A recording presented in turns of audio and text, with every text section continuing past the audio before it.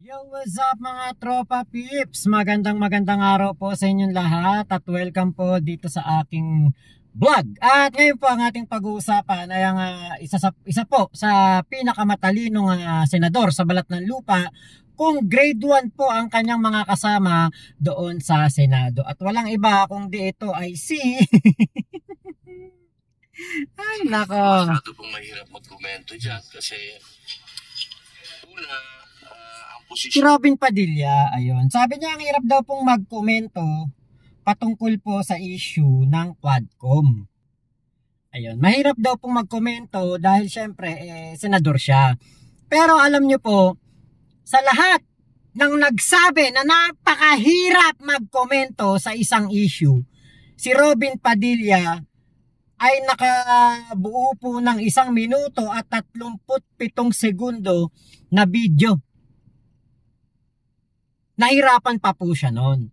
Ngayon, pakinggan po ninyo ang sinabi ng bugok natin na senador. Kung ng PPP yan, kung mabasa niyo po yung aming naglabas po kami ng statement kanina. Ewan ko kung anong punto ni Robin na pag ganun pa. Diba? Ano yan? Ginagaya mo ba si Digong? Mukha kayong mga bugok.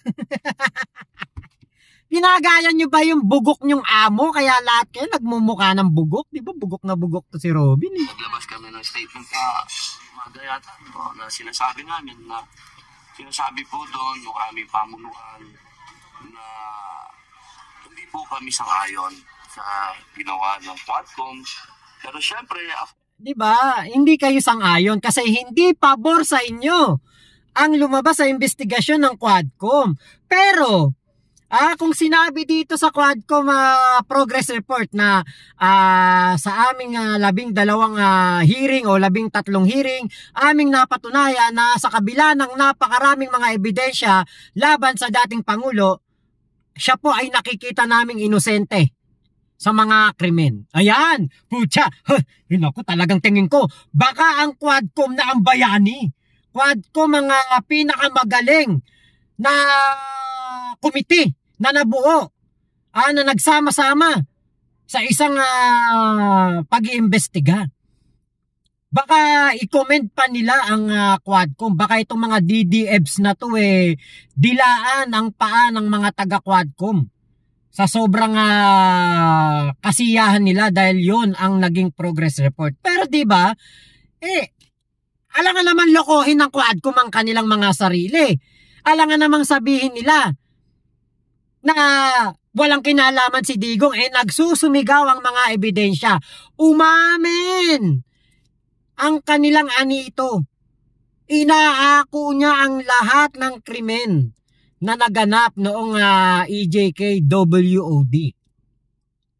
So ano aasahan ninyo? Diba? Umamin nga si Digong Alangan namang hindi siya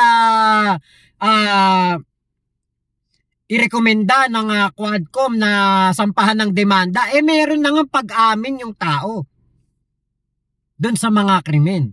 Ano kailangan? Di kasuhan. So, it is fair judgment laban sa Quadcom. Para sa Quadcom, fair lang yun. Umamin Buti sana kung walang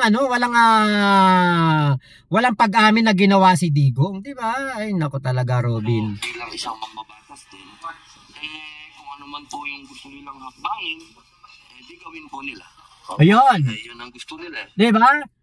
Okay yun. Maganda yung sinabi ni Robin. Kasi meron po tayong interparliamentary courtesy.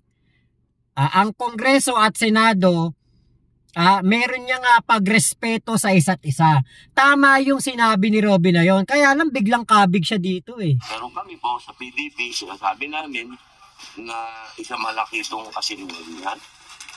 Hindi namin matatanggap na ang aming chairman na si dating Pangulong Rodrigo Roa Duterte ay mai-involve sa ganitong kaso na sinasabi nila. Umamin si Digong diba?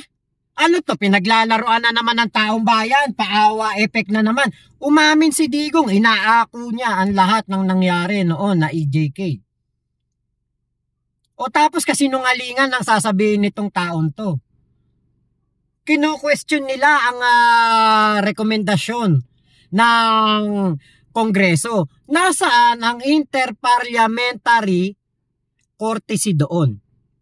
Kasi yan ang laging binabanggit ni Bato interparliamentary courtesy. Kaya hindi siya uma-attend ng hearing ng Quadcom.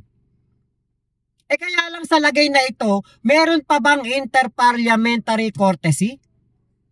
Kino-question mo ang ginawang trabaho, ang ginampanang trabaho ng mga taga-Quadcom?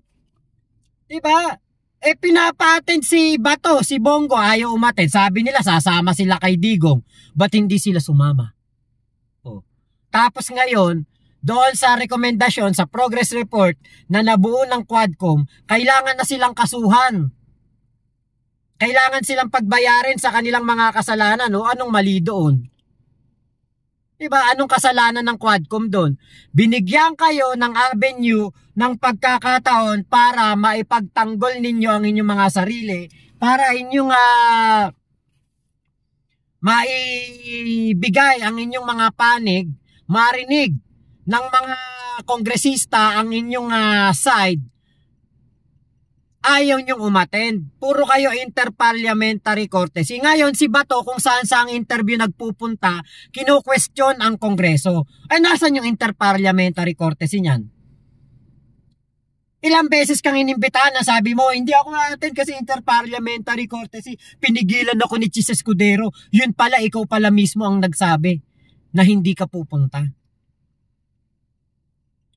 Diba? Kung ayaw nyo ng bastusan, diba, umattend kayo. Hindi naman kayo binabastos Ngayon, nung lumabas ang progress report, ngawa na ngawa si Bato at sinasabi niya na ito daw ay isang malaking kalokohan, kasinungalingan. Expected na namin yan. Ganyan naman talaga para gibain ng mga Duterte.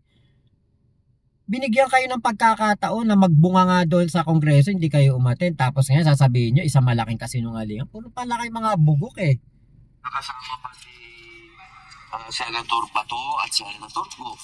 Dahil siguro naman po hindi naman po siguro papayag ang Armed Forces of the Philippines ng ating pong naging Pangulo ng panahon na yon ay involved sa underworld.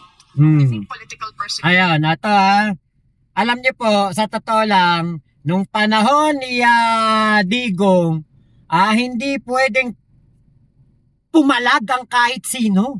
Pag ikaw pumalag ka, drug lord ka. Pag ikaw pumalag, tukhang ka. Pag ikaw pumalag, kasali ka na sa drug matrix.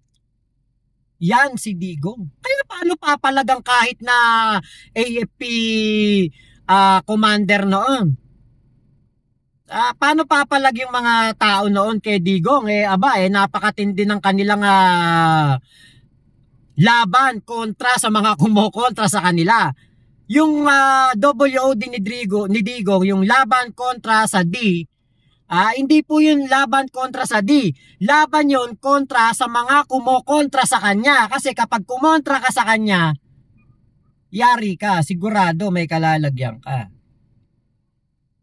Diba sa kaisa pa, kaya nga sinulsulan ni Digong ng dagdag sahod o mas malaking sahod ang kapulisan at mga army noon kasi nga para walang magkudeta sa gagawin niya na systematic na paggurgur sa mga kababayan natin. Yung akala natin na na kontra sa D, yun pala, eto pala ang siyang magiging Lord of all, the Lord. Tapos ito pa si Tamulmol, pakinggan natin. Hindi naman po siguro papayag ang Armed Forces of the Philippines ng ating pong naging Pangulo ng panahon na yon ay involved sa underworld. Do you think political persecution? Oh yes, ma'am. Definitely. Diba? Walang pag-iisip. Political persecution kagad ang inano ni Tamulmol na senador. Putangina, paano mo naging napatunayang political persecution yan? Ang political persecution, wala ng Quadcom. Kung political persecution yan, hindi na kailangan pang mag-hearing ng Quadcom. automatic na yan, nasasampahan na sila ng demanda kahit walang mga ebidensya at mga fabricated na ebidensya ang idadalhin ng mga maghahabla kay Digong sa korte. Hindi na kailangan ng 12 hearing sa Quadcom, 13, hindi na. Hindi na kailangan yan kung political persecution. Bakit? Gaano kadali gumawa ng ebidensya? Sabihin lang na si Digong ang may kasalanan, si Digong ang gumawa nito.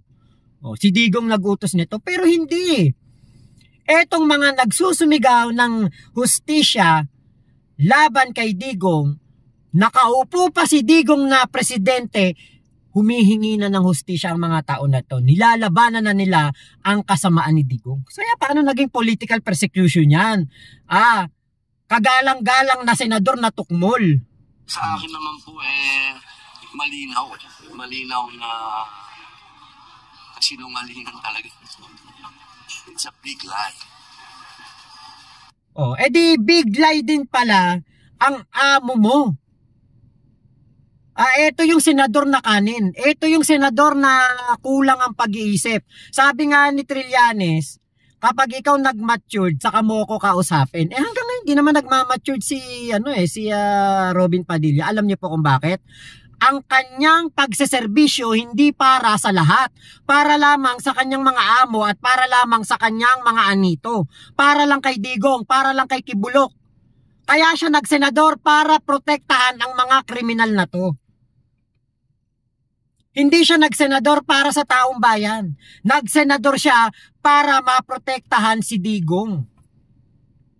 Pansariling interes at interes lang ni Digong ang importante sa mga tao na ito. Wala siyang pake. Wala siyang pake kung binoto siya ng taong bayan. Dahil ang kanyang utang na loob ay na kay Digong at na kay Kibulok.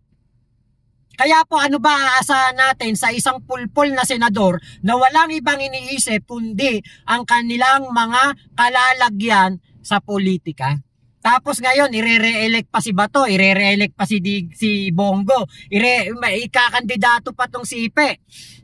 Pati tong mga sila, pangalan nun, yung Jimmy Bondo, puro mga tukmol, puro mga bugo. Kaya ang gagawin ngayon ng mga Pilipino, nakikita ko na. Kung ginawa nila yan sa mga dilawan, 8 diretso sa Inidoro, etong mga kandidato ni Digong, lahat to diretso sa Imburnal. Hindi lang sa Inidoro, diretso to mga to sa Poso Negro. Kasi wala po silang puwang sa mundo ng politika. Wala po silang puwang sa gobyerno dahil wala naman po silang ibang iniisip kundi ang kanilang kapangyarihan na mapanatili sa ating bansa. Hindi para makapagsilbi at makapagserbisyo sa bayan. Isa lang ang kanilang mga mithiin. Ang maprotektahan ng kanilang anito na si Digong. Yun lang yun. So yun lamang po. Maraming salamat sa pagsama nyo dito sa aking vlog na ito. Ingat po kayong lahat. Nasa mang panig kayo ng mundo. Momo chup chup. Love you. God bless us all, Pilipinas. God first. Advance Merry Christmas and Happy New Year.